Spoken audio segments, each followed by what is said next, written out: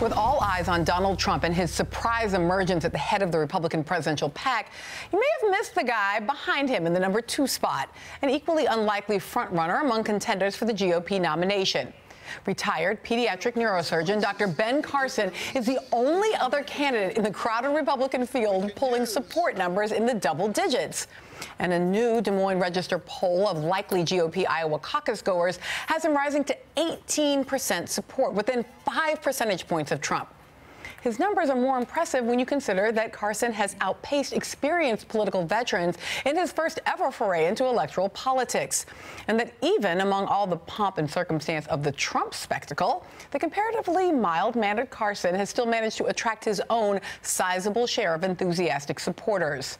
Just last week in Arizona, 12,000 people turned out to a Carson campaign rally at the Phoenix Convention Center, more than both Trump and Bernie Sanders had attracted to the same venue in recent weeks. And while he may speak softly, Carson addresses his supporters with Trump's same flair for the dramatic in his political rhetoric.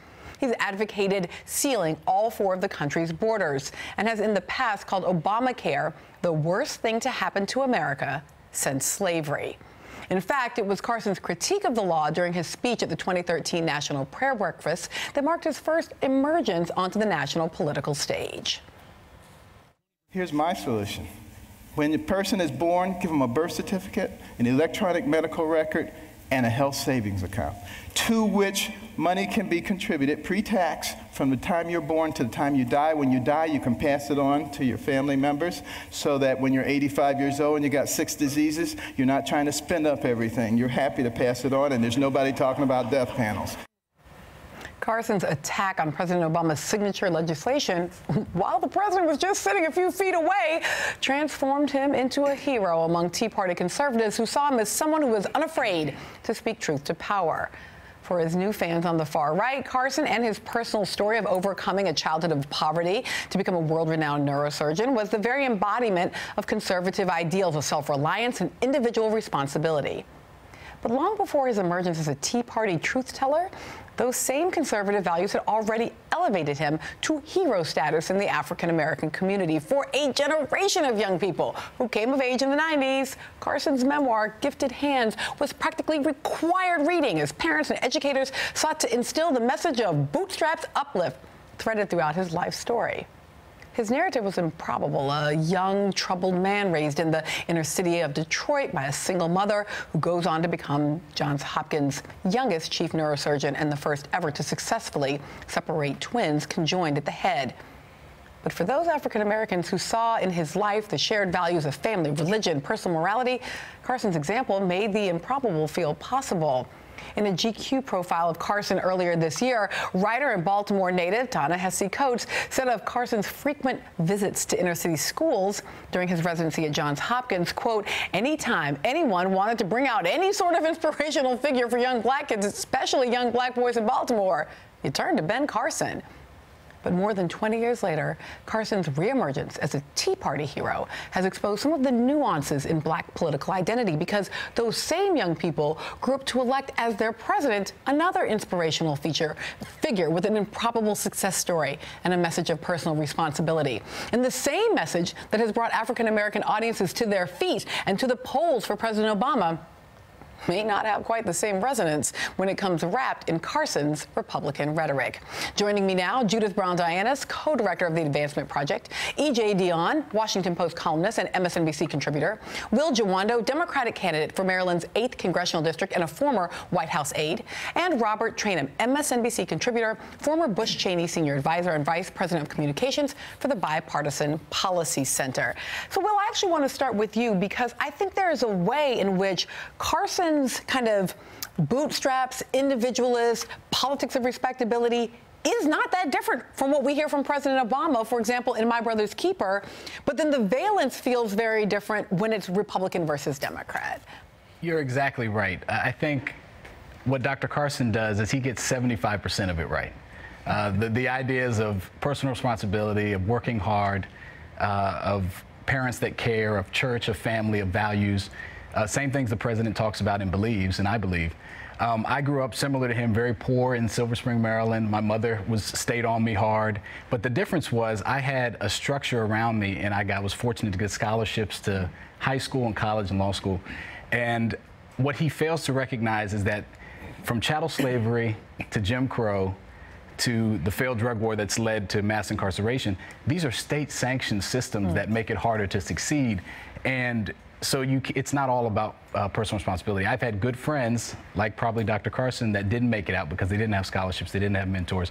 And so he fails to see that connection between the two. Is that where it falls apart, Robert Traynham? Because it does feel to me like that kind of conservatism, right? So not the partisanship, but the conservatism is, I mean, that is just a thread throughout much of Black, not me, because I don't believe in respectability politics, but for many, many people, that is a common thread. Absolutely. But then it really does feel different when it comes packaged Republican. Absolutely. Well, look, let's back up for a second. Dr. Ben Carson is my brother. He's your uncle. He's your grandfather. He is one of us in the Black community with someone who's literally brilliant, who pulled himself up from his bootstraps. So let's just acknowledge that he's a Black man that has pulled himself up, that is very, very smart.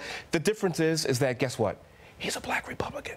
And so therefore, when we start whispering it, then all of a sudden the kind of the new car smell or the veneer kind of goes off a little bit. And so then he sees in the eyes of the African American community, I'm very proud of him. You know, this brother does a very good job, but you know, he's a Republican. So therefore, he's not one of us. But he's kind of like an Alan Keyes, but he's kind of like a Bill Cosby, but he's kind of like a Barack Obama. But the fact of the matter is that he's a Republican, therefore he's discredited, and that's a shame. That's a shame in the Black community, and it's also a shame across this country. So this is very interesting to me, because I think it's a thing we often hear from Black Republicans, is that sense of somehow being kind of cast out of the race, as being racially inauthentic in some way. But I actually would want to go all the way back to the first claim, which is, let's just go ahead and say he's a brilliant guy who pulled himself up by his own bootstraps. And the main thing I want to say is, I will totally give you that he is brilliant. There is no question about that.